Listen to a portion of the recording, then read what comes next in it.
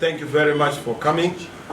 This press conference or press briefing is a briefing that I'm holding after a whirlwind tour across the whole country, around the country, to try and assess the situation, hear the views of Zimbabweans, but most importantly, to try and share our views in all the provinces and the local communities that we visit. I must say to members of the press, you are welcome, you are greeted. I'm actually amazed that you came in your fullest of contingent, and that is appreciated. Thank you very much for honoring us and for being at this important Emirati Morgan Tsvangirai house. As you are aware, February is a special month in the party and also in the country. We designated 14 February Morgan Tsvangirai Day, and it shall be so until we leave this earth, but we shall continue to honor the service and sacrifice of our president. And on that account, we've also lined up a number of activities across the whole country this weekend, where in various provinces and constituencies we are going to be holding constituents meetings that are to do with celebrating the legacy of Dr. Richard Morgan Tsvangirai for his contribution to our struggle. Fellow Zimbabweans, fraternal greetings from me and the People's Party of Excellence. As you may be aware, over the past 2 weeks, I've traveled around the country meeting community and opinion leaders, civil society leaders, war veterans, traditional leaders, farmers, youth and women groups. I also had the opportunity to meet with our leadership structures in the party. The enthusiasm is so huge. In certain provinces, I had to ask our organizing department to ask ordinary people who wanted to be part of the meetings to be turned away on account of the fact that the meetings we were having were leadership representatives meetings at local leadership level. I listened to their passionate desires and their cherished will and wish for our beloved country. As a leadership, we also took the opportunity to share our Agenda 2020 program, which is the program of action for our year 2020. As we have already indicated, this year is the year of action. Action in communities, action in the various local areas, but also action nationally, coordinated by various players and actors, ourselves being the core of the players. It was this whirlwind tour of our provinces in the country that brought us to various provinces, in particular Harare at Emirati House, Chinoi in Mashonaland West, Marondera, Mashonaland East, Mutare, Manicaland, Bulawayo, Gweru in Midlands, Gwanda in Matabeleland South. We were in Lupane, in Mat North, we went to Masvingo. And everywhere where we went, we were greeted by unbelievable and incredible enthusiasm. People are ready, people are buoyant, people are hopeful that change is coming. Everywhere where we went, the people are speaking with inspiring clarity and an emphatic voice, a unified voice. It's not just about MDC structures. It's even in ZANU-PF. The various leaders at various levels are also waiting and wanting change. The people of Zimbabwe are clear about what they want and, of course, what they do not want. They want change. They do not want dictatorship. They want an alternative. They do not want a false new dispensation, otherwise, which is a new deception. The people are quite clear and very simple in their demands. They want a people's government. They are claiming and indicating that the government we have is not a government that has come from the people. It is a government that was declared and imposed upon the people by the Constitutional Court. They want their vote and voice to count. They want corruption to be decisively dealt with, and they are demanding decent livelihoods. They want dignity. They want accountable and responsible leadership. Parents are waiting and clamoring for a living wage. They want to fend for their families. Families want food on the table. Parents want affordable school and exam fees. In fact, it's so clear that it's a travesty of justice that in this day and age, you have a government that asks for people to pay for exam fees, 190 for O-level, 350 for A-level, beyond the capacities of our people, mainly in the rural areas, who can even raise 100 RTGs. It's actually putting education beyond the reach of the majority, almost commercializing education, making it a commodity that is going to be unavailable to those who are from indigent and poor families. There has been a claim and a demand for jobs by young people whom I met. A lot of young people, particularly in the Matabeleland regions, Masvingo, the southern provinces, have been flocking to South Africa, crossing the border to try and look for greener pastures. There has been an opportunity by people to express how those who have skills and those who want to pursue their dreams have been shortchanged because of missed opportunities and neglected advantages. I had the opportunity to also hear their cries for a legitimate government, for an elected government, not this unelected and illegitimate government that continues to deny them opportunity and the ability to make a difference. Workers demand a living wage, a real currency and not fictional currency. In fact, there is an emphatic demand for the bringing back of the US dollar and not for people to continue to use the RTGS. That demand is so loud across the whole country. Our civil servants are demanding a decent wage.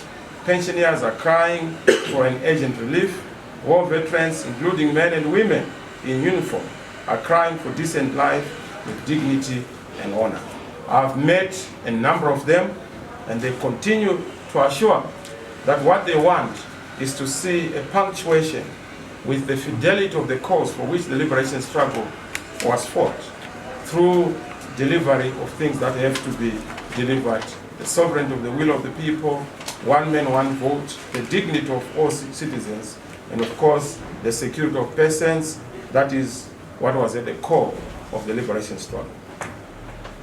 I've also heard, the cry in Matabeleland. There are issues that are very serious there. Seeds of instability are festering. Issues of marginalization, devolution, and historical injustice play a center stage, and they need to be addressed with urgency, with the frankness that is required.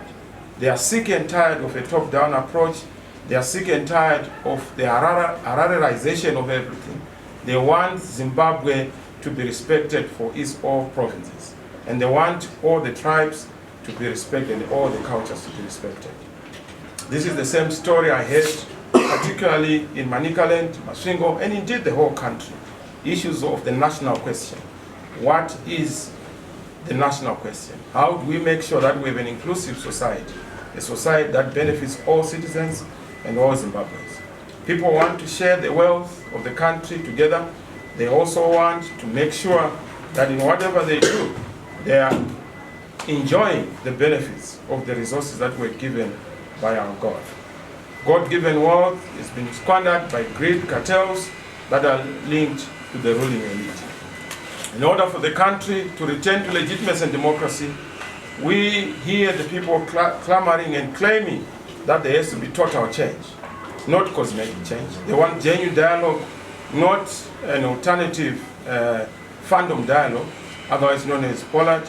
They want an inclusive, comprehensive reforms agenda, and not the one dictated by one party or one man.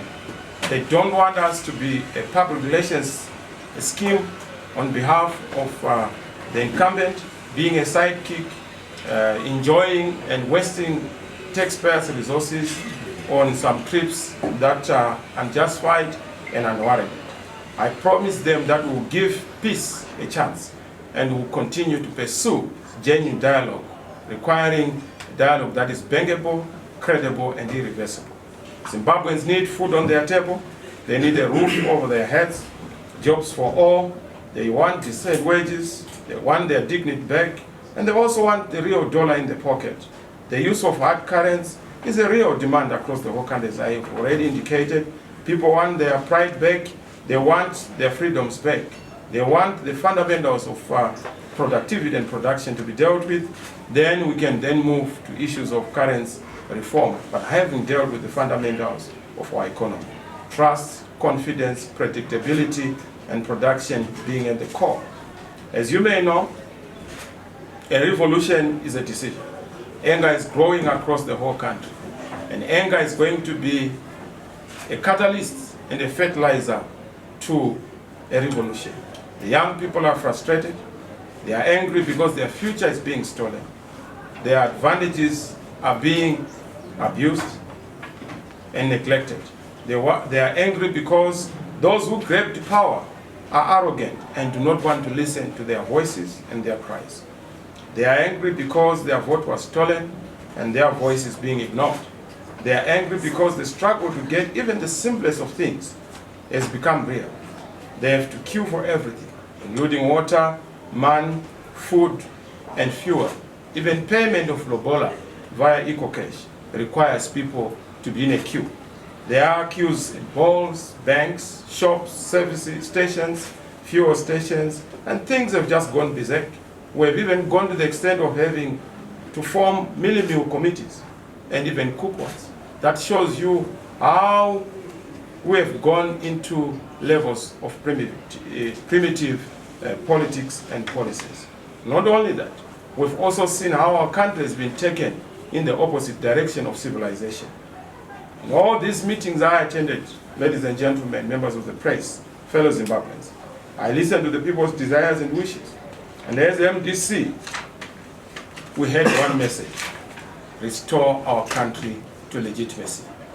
Let us have a people's government. Let us have our livelihoods sorted out. In all these meetings, I've seen that it is important for the MDC to respect and take the mandate of the people seriously. People believe in us. People have confidence in us. I'm shocked at the incredible determination and consistent and resolute support that we continue to get as a country. We launched recently our Breaking Barriers Initiative, and on the Breaking Barriers Initiative, we are breaking all the barriers that are inhibiting the country in returning to legitimacy, fundamental reforms, and democracy. This initiative is very popular with the people. People are understanding that it takes all Zimbabweans to liberate themselves. Freedom is a collective enterprise. Freedom is an obligation of all citizens. It can never be outsourced to an individual or a few individuals. It takes all of us to be our own liberators. And for that reason, this initiative, which is a new consensus and a new convergence platform, embraces a wide spectrum of our society: our labor, churches, women, war veterans, farmers, youth, business, and the elderly. We have said in our Agenda 2020 that we put forward the big fights for the year that we will pursue throughout the year. The first fight is a fight for a people's government, comprehensive reforms, and the return to legitimacy. And it has all campaigns and programs that are going to be run under that first fight to make sure that we have a people's government in this year. The second fight is a fight for a better life, the dignity and livelihoods of our people. Issues to do with the humanitarian crisis in the country. On this fight, we've already made an appeal to the international community. We've even written to our colleagues in ZANU-PF to say, let us have hunger declared a national disaster so that we pave way for an entry of international players to help us. Because if we continued with this sending the head approach of an ostrich, we will not be able to resolve the issues that we have to resolve. The third fight is the fight against corruption. Now, this is a big fight. It is a fight within the MDC. It is a fight countrywide. We have to make sure that we maintain integrity and transparency in whatever we do. But the fight against corruption must take center stage in the country. It is corruption that has caused cartels. It is corruption that has caused a dysfunctional government. It is corruption that has destroyed our hospitals. It is corruption that has decimated our education and torn apart our roads that are all in bad shape. Corruption is at the center of our political instability. The first form of corruption is the corruption at elections. Mr. Mnangagwa and his team were very corrupt in how they entered into the halls and annals of authority and responsibility in this country. So corruption is the big issue, including the corruption of election that we continue to see even in the by-elections that are taking place across the whole country. The fourth issue, which is the fourth big fight, is a fight for rights, freedoms, and security of persons. This is a big fight, and we are taking this fight to make sure that people's rights are respected and honored. Last but not least is the fight in defense of the Constitution and constitutionalism. We take note of the fact that Mr. Mnangagwa wants to introduce unilaterally, in a partisan fashion, without being inclusive, a raft of reforms, which reforms are an indication of the collective will of the people. This constitution was endorsed by the people of Zimbabwe, but Mr. Mnangagwa is doing what Mr. Mugabe could not even do, taking our country back to Rhodesia, taking our country back to Smith's regime, taking our country back to colonialism by introducing a validation and consolidation of authoritarian dictatorship, whereby he's giving himself power, ignoring separation of powers, ignoring the sanctity of the will of the people, the sanctity of the civil society. So on account of these big fights, we are going to do a raft of activities, and you will see them across in communities, taking the lead, of course informed by what the people have said. Throughout the country, ladies and gentlemen, the people know the task ahead, and they know that the task is not easy. They are determined to rescue their country. People are ready to fight. They are ready for a big fight. They are ready to defend their rights. They are ready for actions that are going to give them freedom. I was deeply inspired by local leaders who are working tirelessly to grow the party structures. The MDC is growing. I know that some of you may not appreciate this, but we are facing a great risk as individual members. We are using our own resources. We are supporting this party through contributions from members and supporters, well-wishers who are willing to come and support the cause, even at great price to their lives. We get no funding or donor support from anyone except those who believe in us, members and supporters. And I want to salute each and every one of you Zimbabweans who continue under difficult circumstances to support the path of choice, the path of excellence. Our grassroots structures are going through an important phase of revitalization. The enthusiasm of all our leaders and members is so inspiring. I can tell you that I'm excited at the renewal, reformation, and revitalization of the grassroots in the party. Our emphasis on the rural areas is something that we are taking seriously. We are renewing, growing, and strengthening our party in terms of its grassroots structures, transforming the way we work in terms of our culture and structures here at Harvest and beyond at our local levels. MDC is the leading party. ZANU-PF is the ruling party. There is a difference. We lead in ideas. We lead in the ability to provide solutions and alternatives. That's why even in ZANU-PF, they have now adopted our blueprint, the smart policies document, as the document they are using in government. Their adoption recently being the adoption of our smart agriculture policy.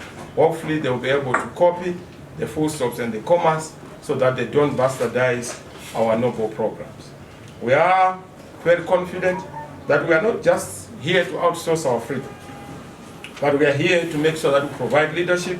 And like I said, this year will be a year of localized action, collective action, and national action. And I urge you to participate, fellow Zimbabweans, to reach out to your local leadership and to reach out and get involved and to make sure that we finally demand our country back. It's time for action. It's time to demand our dignity. I thank you. God bless you. God bless Zimbabwe. And God bless all of you. I'm ready to take questions. I have two questions. One regards the issue of the US dollar. You said when you did your tours around the provinces, people were saying let's return to the use of the US dollar. Minister of Finance, RB's governor, saying let's not adopt the US dollar. What's your take? Number one. Secondly, when you say let's take back our country, let's take back our dignity, does this mean you're going to be hosting protests as part of the action plan? Thank you. I wanted to find out, there's a National Anti-Corruption Conference Summit that is being held by Comrade Selenga, Comrade Matutu, and the rest of the other guys that are claiming that they now have evidence to expose certain individuals that they named before. Is the movement for democratic change part of it? And if not, why is it not? And also, you said you're now beginning to take action. I'm sure as Zimbabweans, they've just noted and they're just thinking, okay, so when will you actually start? Is there like a take-off date that you're looking at to start?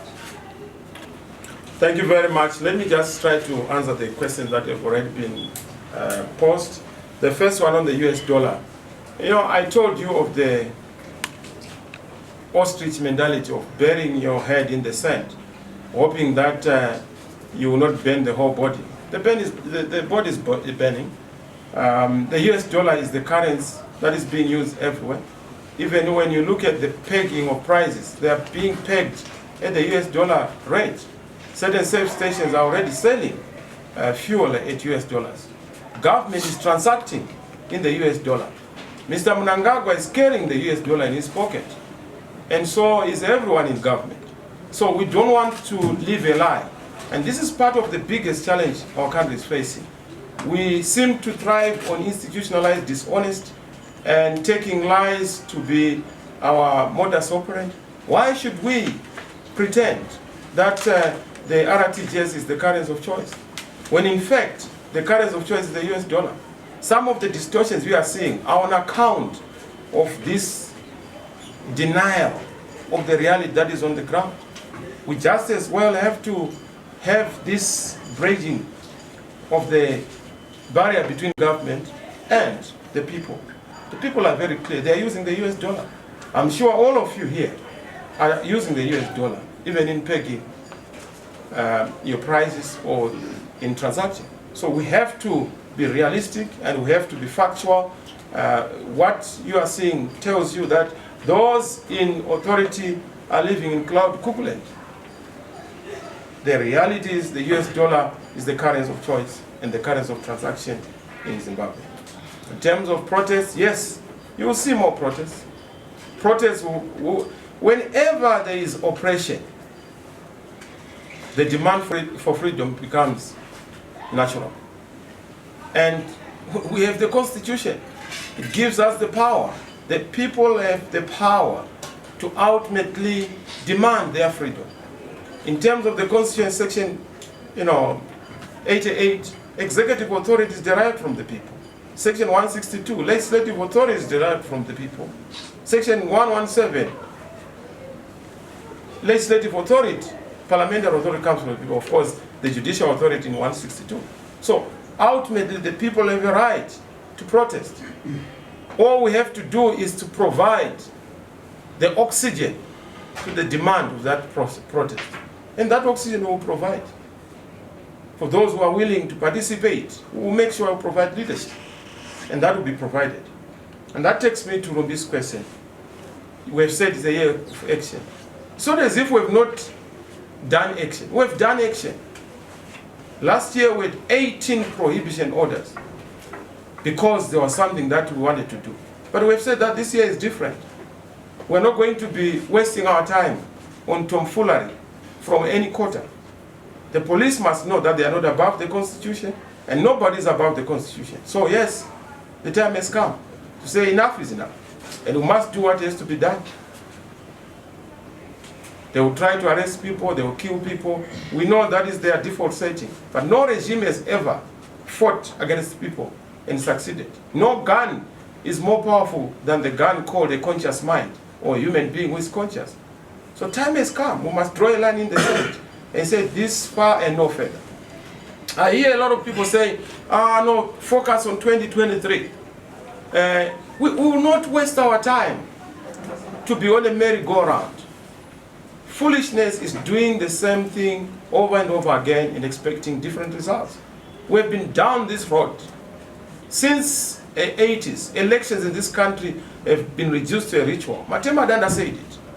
They are saying it, that an election which is not premised on reforms is meaningless because they will not respect it. So there has to be a radical approach, a disruptive approach to how elections are supposed to be done. If we don't resolve 2018, we cannot have 2023. And some have misconstrued it to mean that we will boycott. We will not boycott ourselves. We are the people. If we say that there is no election, even if ZANU choose to go with their surrogates, they acquire, it will not be an election. There has to be a proper election in this country. And 2023 is far. We need to resolve this political crisis before 2023. We can't wait for 5-year electoral cycles to repeat a deception of the people. Certain people have been named for corruption. I thought it was a ZANU-PF affair.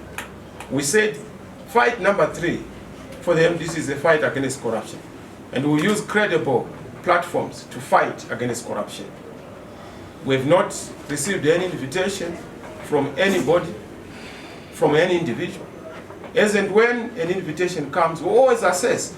But we no longer want kuitis kwa 2017. We don't want us to do something and then somebody becomes a beneficiary. Mr. Mnangagwa is a beneficiary of the 2017 people's genuine demand for legitimacy, demand for a resolution of the issues. But what did he do? He came in to pretend to be the leader of that sentiment, the leader of that demand, the leader of that aspiration. And look at where we are. We are back to square one. People are beginning to see that perhaps we must not be focusing on an individual going. The issue is the system. We used to say Mugabe must go. President Tsvangirai, up to the day of his death, he was saying Mugabe must go. We were saying Mugabe must go. But Mugabe is gone. Our problems are still there. So we must not just look at the going of an individual. We must look at the holistic issues around the system that has to be dealt with, giving back power to the people. And that is going to be a result of ourselves as Zimbabweans, as citizens. And if we are going to be out in our millions, no gun is effective against the people who are determined and who are resolute about their freedoms. Yes, some may die, but at the end of the day, when you have an intransigent regime, that is the price that has to be paid. We've given peace a chance. They are snapping our call for dialogue, mistaking it for a weakness. We are not weak people, but strong people believe in peace. And that's why we're giving peace a chance. But they must not take us for granted. I hope I've answered you, Rombi. I hope I've answered you, my brother. Yeah, sure. Thank you. Another question? My name is Tobias Mutsinga from Capital FM. We hear of some sort of instability, particularly in Bulawayo province. There's been word that has been going that Madam Chair is being sidelined from the party, sort of, that's in courts. Can we have a clarification on that from yourself, sir? Thank you very much. You see, ZANU-PF Arakash have been on an overdrive on social media, trying to equalize us with ZANU. Our house is not on fire. Our house is fire, but it's certainly not on fire. We are vibrant. We are doing a lot to make sure that the team that was elected to Congress does its best to achieve results for the people of Zimbabwe. I'm the leader there. At the end of the day, we are a team. We play as a team, and that team has different role players. Tabita Kumalo is the chair of the party. She plays a role as the chair of the party. When it comes to deployments to the zones of government, it is the prerogative of the president. And I have not made changes. When I decide to make the changes, I will advise the party, and those changes will be effected accordingly. But there is no problem, except a figment of the imagination of our detractors. I can tell you that there is no turmoil in the MDC. Those who may choose to disembark on this great train always do so on their own volition. In any event, this is a big tent. People come in, people leave.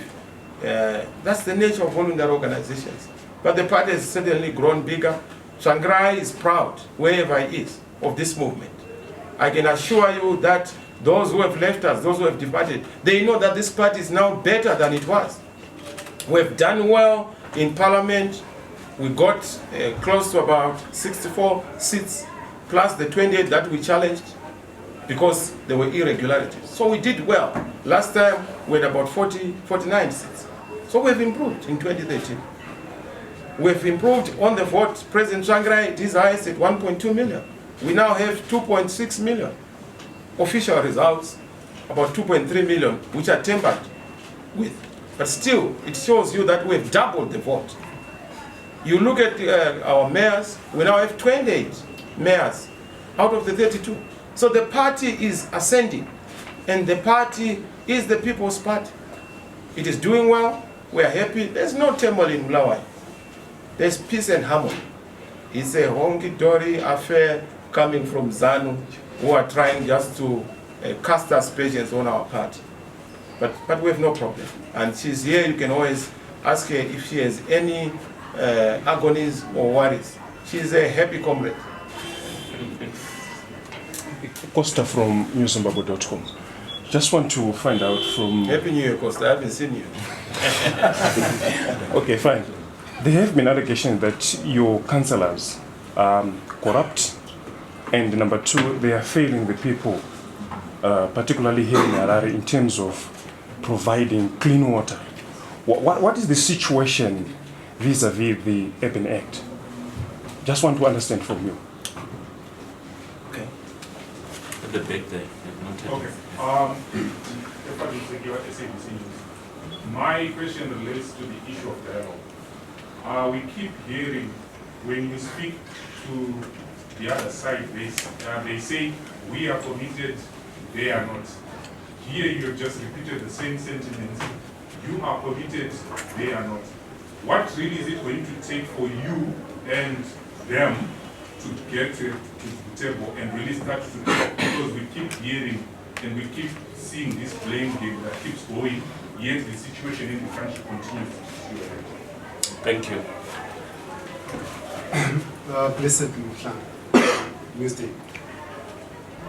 There are some people who believe that you are being lily-livered in terms of taking action, too cautious, and always saying that you are going to act, but when the force of the police comes on you, you retreat, and they believe that you should be more bullish.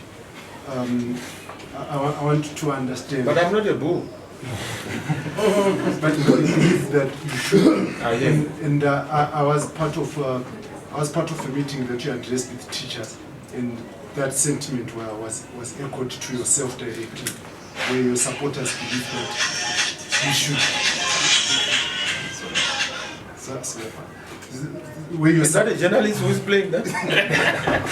Okay, thank you. Where your supporters believe that you should take the bull by its horns. Are you at any point going to get to that point? And if so, what is the trigger?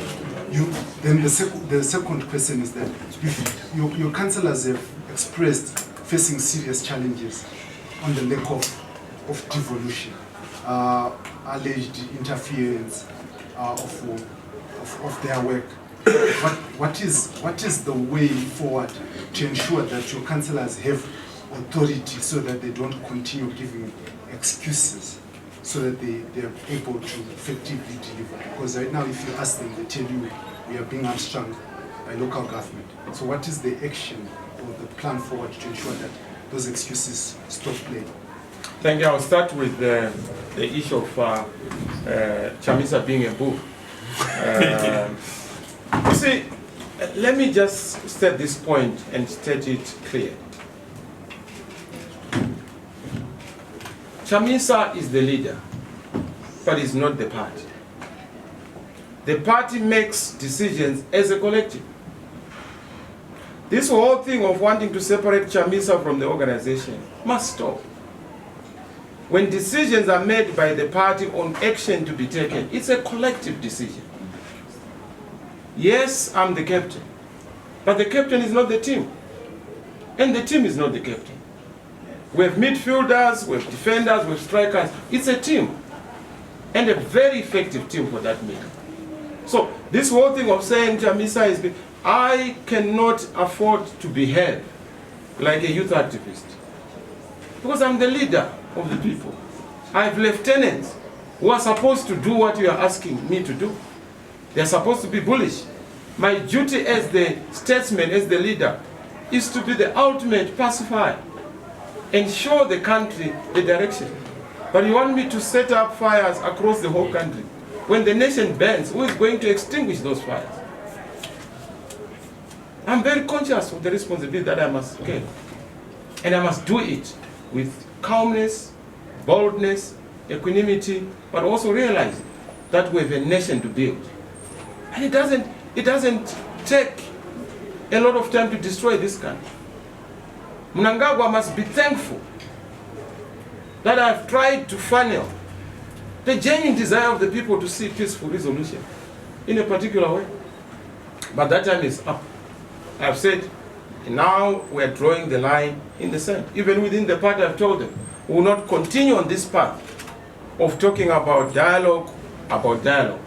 We must be able to resolve this issue once and for all. So you will see more of the people taking into the streets. You will see more of the people acting now than ever before. So this whole thing of wanting the principal to behave like a lieutenant doesn't work. If you want the fight in the dog, you will find it. But you will never find the dog in the fight. I hope I've answered. On the issue of the trigger, there's always a revolutionary moment. And those moments are coming. The trigger will come. All we have to do is to be ready. And I can tell you that the nation is ready. It's not even an MDC issue. It's ZANU-PF, MDC, everyone. Ministers, MPs in ZANU are also fed up. Everyone. I have no doubt that when the moment comes, all the people are going to come, act together, work together, and do a great thing together to make sure that our country is liberated. On the issue of the councillors, I will combine that with what Costa has already said. Our councillors are not corrupt.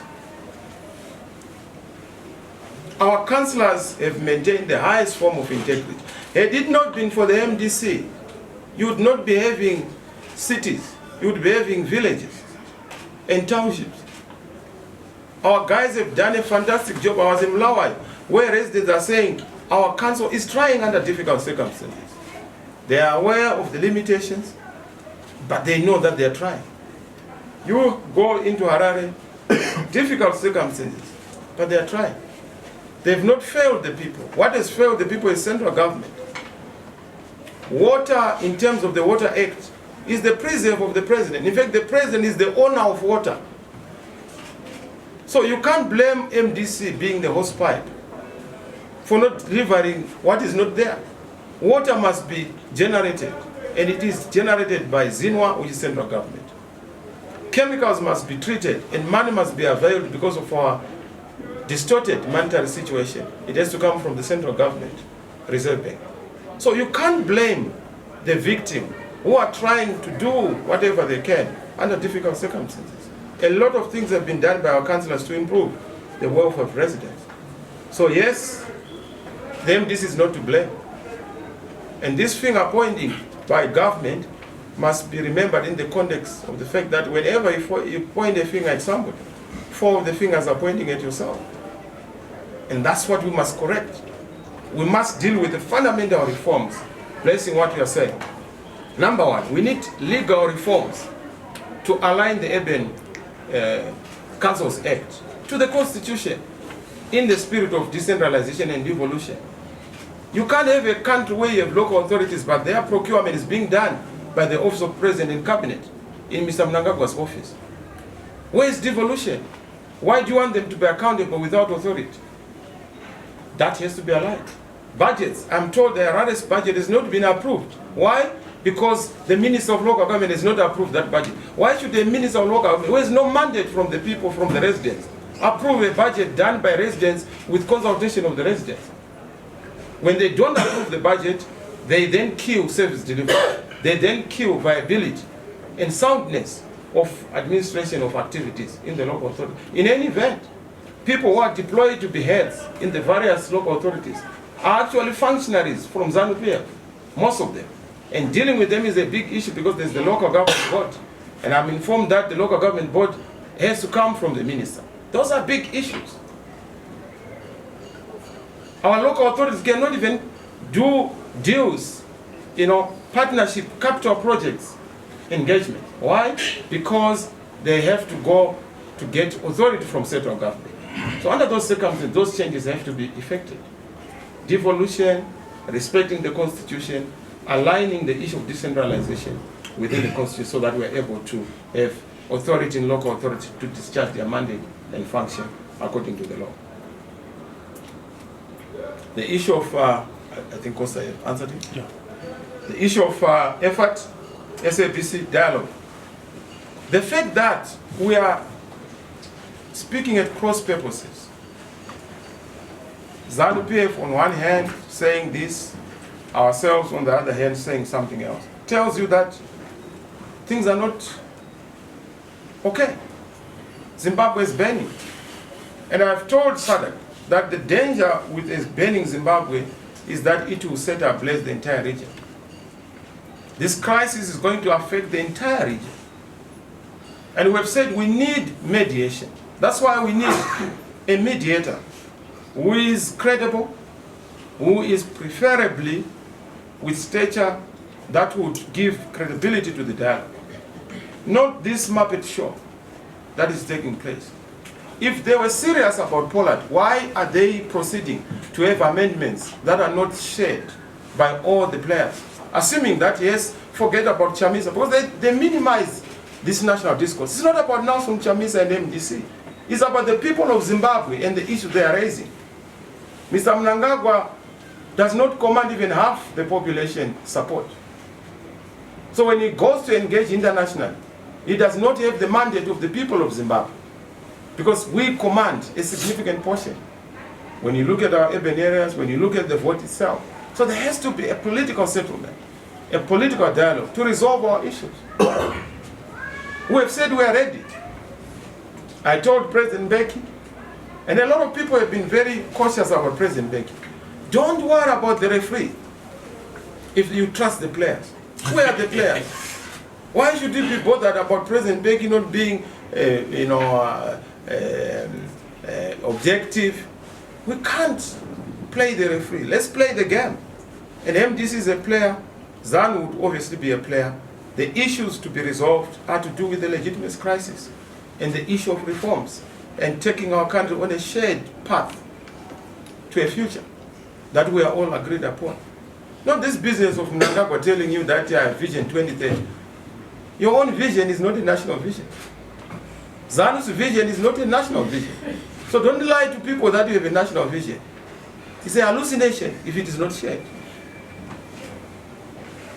So, yes, to dialogue, Mr. Mnangagwa has spanned the offer by President Mbeki to mediate between the two of us and to mediate between ZANU-PF and MDC.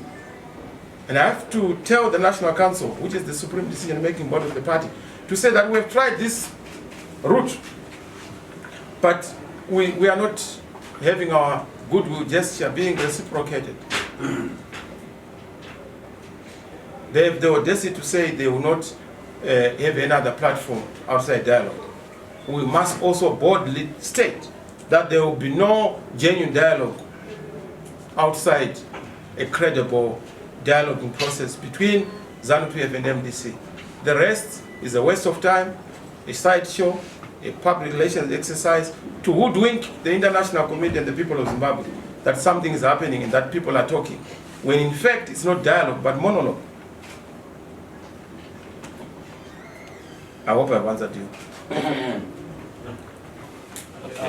Thank you. My name is Leo from newszimbabwe.com. Well, President Chamisa, you have been talking of dialogue as a party, you are coming from a national tour. What are the people saying about dialogue? They are the ones who are on the ground, Sure. they are the ones who are in the queues, as you have said. What are they saying? In fact, let me just answer you on that one. People are actually saying, President Chamisa, you are wasting time with these people. They are deaf and dumb. They will not say a thing to you. They will not listen to you. Let's just deal with them. President, give us a signal. That's what they are saying. And I'm telling them, look, we must give peace a chance. As a leader, we must always make sure that we give peace a chance. They are saying, no, we don't have any peace. So this peace you want to give a chance is not there. There is no peace in our pockets, no peace in our stomachs, no peace in our homes, no peace in our marriages, there's no peace at workplaces, even weddings, there's no peace. So what peace are you talking about? Let's just do what has to be done. And people are ready. And now I'm almost joining that chorus. Let's do what has to be done. And then again, in the same light, you are coming from a national tour, and I'm sure you also know... But have you been answered, Leo? Yes, I have. Because I see your smile, you know, I'm not so sure if you... Okay, thank you. You're coming from a national tour. I'm sure you've also perused through your pages and seen for yourself the numbers which you managed to achieve in the previous by-elections. Sure. What are the people saying about those numbers, and what is the party doing about it? Well, those by-elections are not elections. They are just platforms for playing out of drama on account of ZANU. And we are conscious of it. They are abusing food, they are weaponizing food, weaponizing poverty. So people they've asked me, President Chamisa, you are saying we must vote in a by-election for a councillor. Here are the twin hazards. Number one, when you ask us to vote for an MDC councillor, the moment we do so, we are going to be victimized soon after voting. So we'll be facing problems right up to the next election. So why do you want us to wash our legs when we can't wash the entire boat? If it is a general election, fine. We are ready to take the risk. But if it is a by-election, we are just exposing ourselves. Number two, because there is hunger, you don't have capacity to give us food. So why don't we just feed ourselves so that we are able to be alive until when our next services are required to give them? That's what the people are telling me. And it's so compelling. You can't go to people in Menez and say, vote for us. Because a simple councillor will not change life at that local level. What will change life is government, it's central government. And they're saying, we voted for you. That vote is more important than this vote you are asking for. Because a mere councillor will not help us. So it's a contradiction in terms. And that's an issue we are currently seized with within the party. To say that under those circumstances, what do we do? You know that in previous circumstances, President Tsvangirai had to say, we are no longer participating in by-elections. It was because of that problem. The problems are still the same, so we need just to change. You know, the script is still the same, different players. The act is still the same, different actors. Mugabe is no longer the actor, President Tsvangirai is no longer the actor. Enda Chamisa, Enda the payment. But the problems are still the same. Okay? So we have to change the script and the act. And it has to go to the issues of how by-elections and elections in the country are managed. That's why reforms are key. And that's why we cannot even begin to imagine 2023 in the absence of reforms. Yeah, I was going to ask about the by-elections and the issue of illegitimacy. We have been having so much talks on the issue of illegitimacy, and I have not... And the name is? Margaret Matigiri. Maki. And I've not been able to find anyone who answers me, and I'm satisfied. I'm here to answer you. As to how long it will take for the majority of Zimbabweans who are already suffering to enjoy the stroke of illegitimacy, when there is nothing being done on the ground to ensure that the general citizens have a decent living, when there are no strides that have been made to ensure that whoever is taking part in the political arena comes together for the benefit of Zimbabwe first, before politics comes second. Well, unfortunately, Maki, I don't know, I hope I will not disappoint you. This call to say, do what President Tsvangirai did in 2008. And you know, ZANU-PF people are beginning to love President Tsvangirai in death. Yeah. When he was still alive, they would look at him, chamatama, boycott, sell out, puppet of the whites. Yeah. Now he's a saint. Chamisa is the villain. Yeah. But I'm still playing the same role. I'm still reading from Tsvangirai's script. Yes. And I will not move on that. But what we are not going to do is to find shortcuts to resolving the problems. These shortcuts have brought us where we are. Amen. We can't repeat what we did in 2000. And that's why I've told Charamba and Kamba that my intention is not to be in a government of national unity. Forget and relax. I'm not motivated or moved by power. We don't want power. It's about the people. It's about the issues affecting Zimbabweans. And those are the issues we must address. We don't want another election and have a repeat, a recycling of the same old problem. So yes, I can work with Mnangagwa, help him on ideas, bring my ideas to government. But I want to tell you, 2-3 years down the line, we'll be back to square one. Because we have to have an election. And that election must be credible. They will say, no, you cannot deal with ZANU-PF, because ZANU-PF cannot be removed through the ballot. It respects the bullet. We must change the paradigm. Let's respect politics. Politics determining the direction of the gun, instead of the gun determining the direction of politics. And that's why we've said we want our military, if they have issues against political parties, they must say it. If we are not a legitimate player, they must say it, so that we make a decision on that basis. Rather than for us to participate in a game where we know that the stadium is thorn infested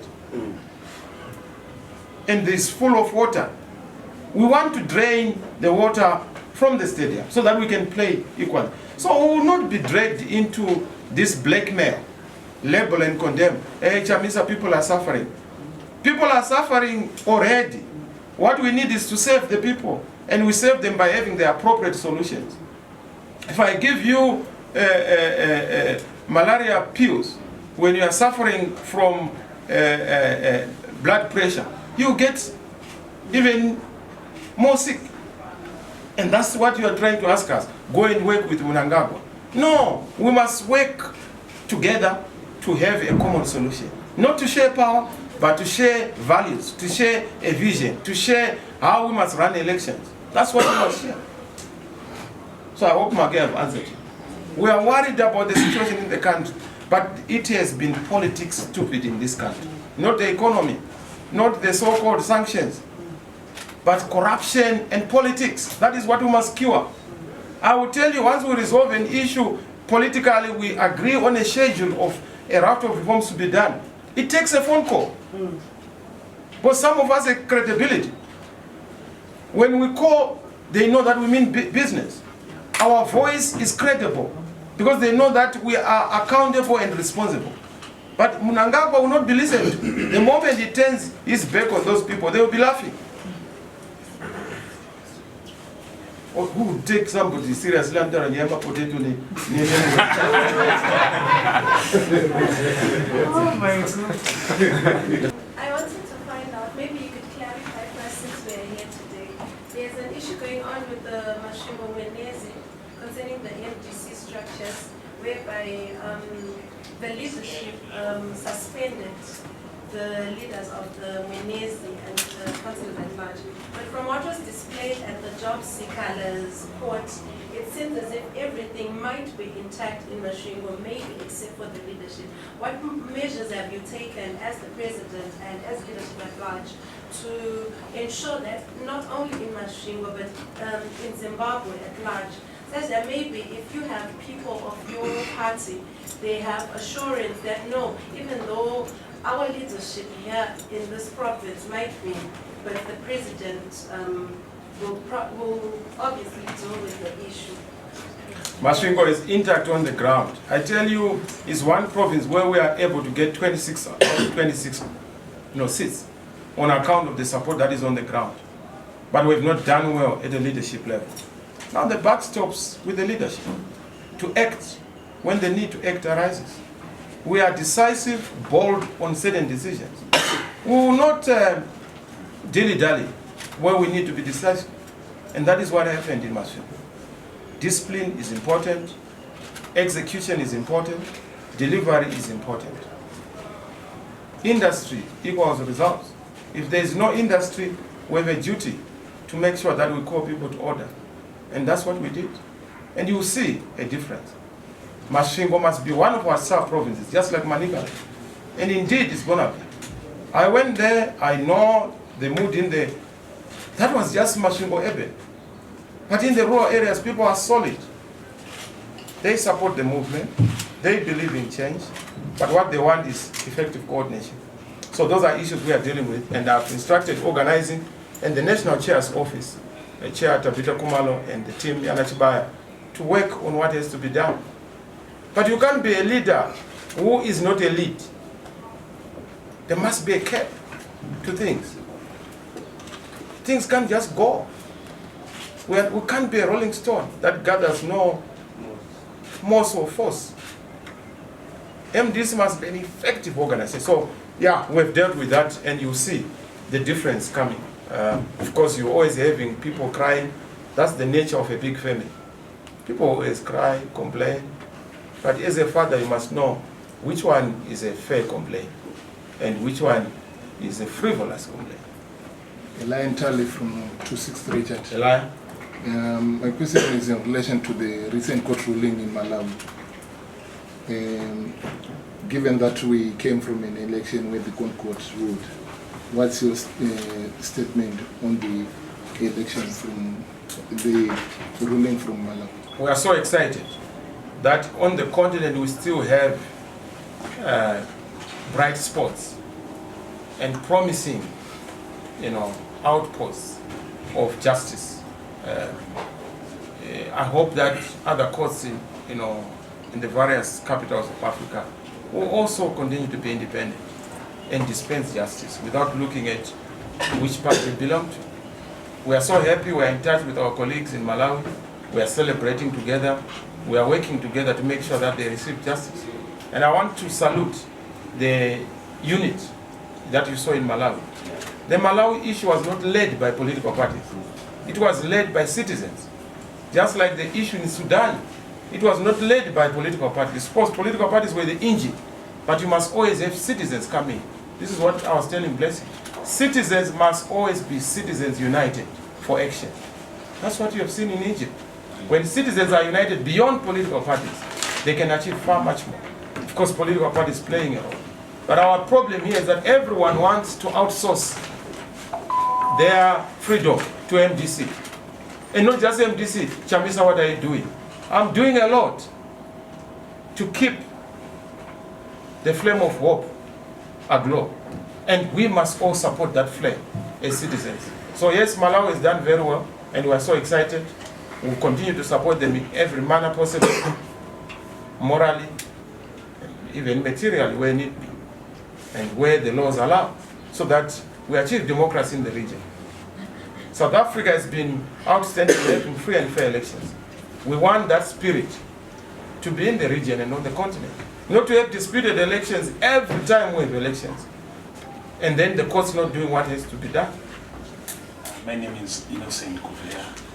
Oh, you are innocent? Very innocent. Okay. I know you do that. Okay. Yes.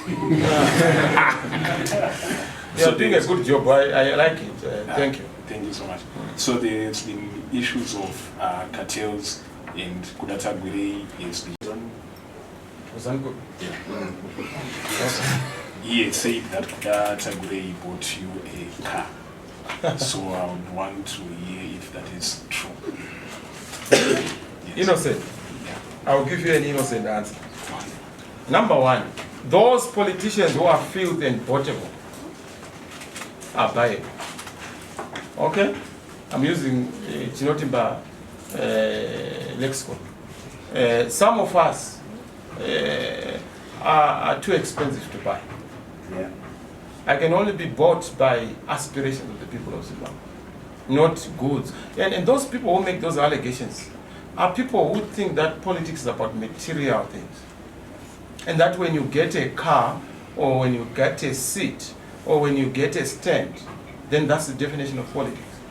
For some of us, politics is defined beyond personal issues. I'm an advocate, not a Mickey Mouse advocate, a real advocate. I earn a salary, and I work for my things. So I would not want to be bribed by a debt man. Tagwire is a debt man. I have no contact with Tagwire. I have problems with the way he does politics. I'm not capturable. I'm not a person who would be found in those sort of things.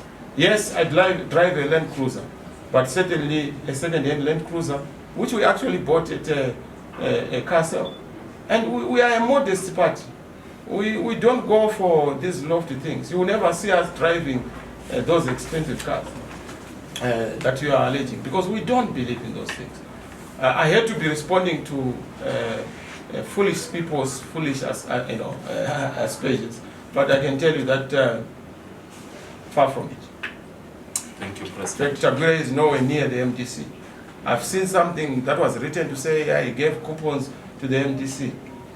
Coupons to the MDC. This party is sponsored by its members and its supporters. If you ask the MDC people, they will tell you that they have been supporting their party in difficult circumstances. The president of the party does not earn any salary. Neither does the secretary general or even any member of the standing committee. We all contribute out of sacrifice, service and sacrifice. We don't earn any salary, and we don't need to, because it's a people's project. We are doing it for our country.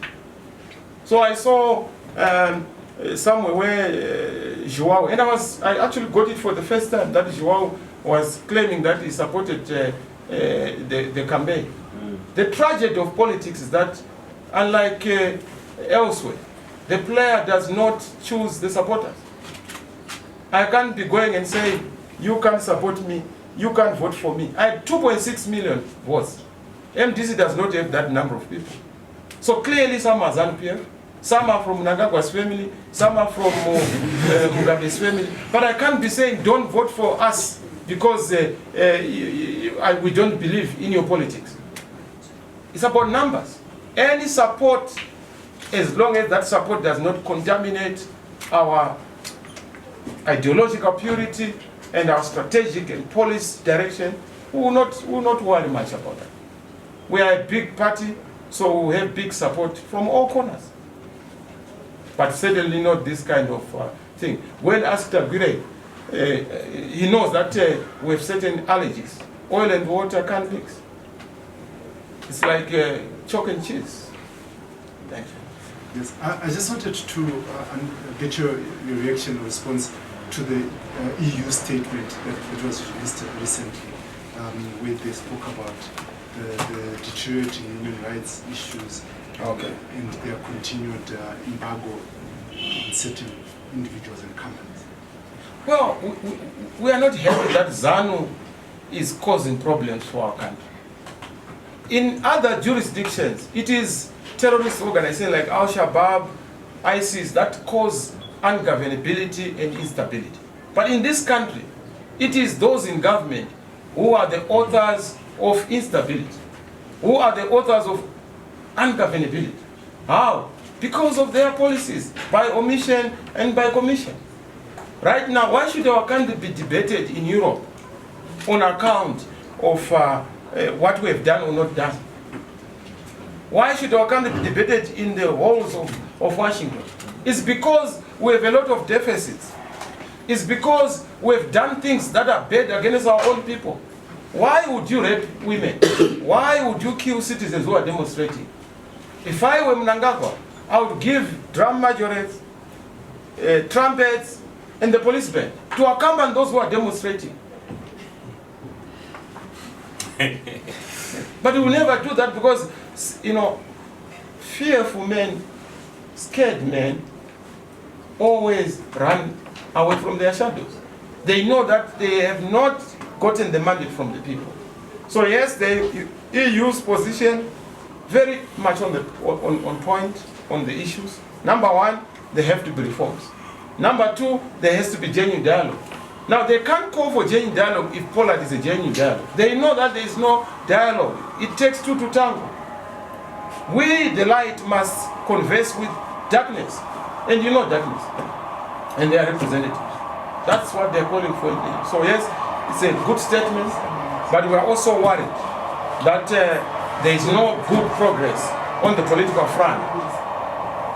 Literally driving our country to be a candidate for discussion in the capitals of the world. We hold ZANU-PF accountable for whatever measures that are being placed on the people of Zimbabwe. And they must remove those measures through good behavior. They must stop beating up people. They must stop unleashing our patriotic soldiers on the people. They must stop abducting people. They must stop treating citizens as common criminals.